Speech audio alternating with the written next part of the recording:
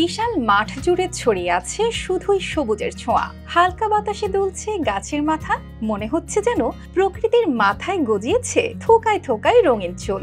এক একটা গাছ যেন এক একটা জীবন্ত প্রাণ, যাদের চুলে লেগে আছে রোদ্দুরের সোনালি আভা।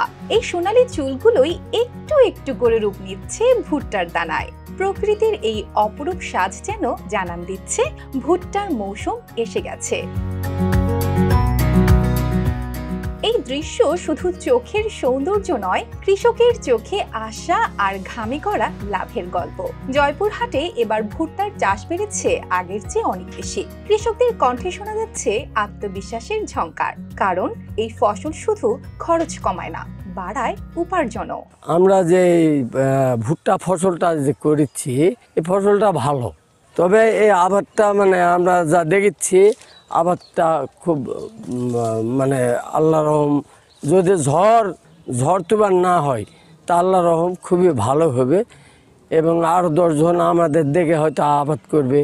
তো আমরা যদি কৃষি বিভাগ থেকে যদি কোনো একটু সহযোগিতা পাতাম, কোনো পরামর্শ পাতাম, তাহলে আমরা হয়তো যা করেছি তার চেয়ে আরও অনেক ভালো করা পারতাম।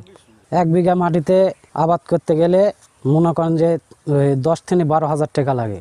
আর ভুট্টা যদি ভালো হয় তে 35 থেকে 40 মণ ভুট্টা হয়, আর বিক্রি ওই 35 থেকে 40,000 টাকা ভালো হলে বিক্রি নামে। সেচের খরচ কম, পোকামাকড়ের ভয়ও তেমন নেই।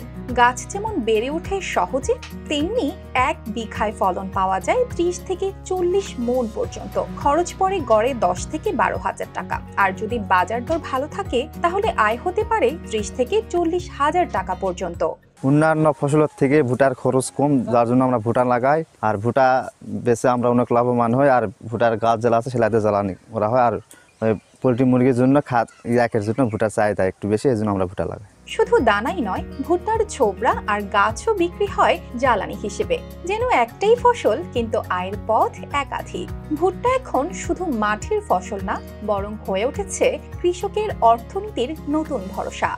ফসল থাকে, এবার ভুট্টার ফসলটা ভালো হয়েছে এবং ঝামেলা কম, এবং অন্য ভুট্টাটা এলাকাটায় সবচেয়ে ভালো। জেলার কৃষি বিভাগের মতে এবার জয়পুরহাটে ভুট্টা চাষ হয়েছে প্রায় 935 হেক্টর জমিতে। তাদের লক্ষ্য 10,000 মেট্রিক টন উৎপাদন।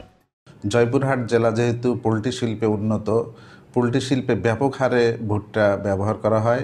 তো ভুট্টার উৎপাদন বাড়ার জন্য জয়পুরহাট জেলায় আমরা কৃষি বিভাগ থেকে ব্যবস্থা নিয়েছি। গত বছর যেখানে 860 হেক্টর জমিতে ভুট্টার আবাদ হয়েছিল, এবার আমাদের লক্ষ্যমাত্রা ছিল 900 হেক্টর। আমাদের অর্জন হয়েছে 935 হেক্টর জমিতে। তো ভুট্টার আবাদ বৃদ্ধির জন্য আমরা কৃষি বিভাগ থেকে প্রণোদনা দিচ্ছি।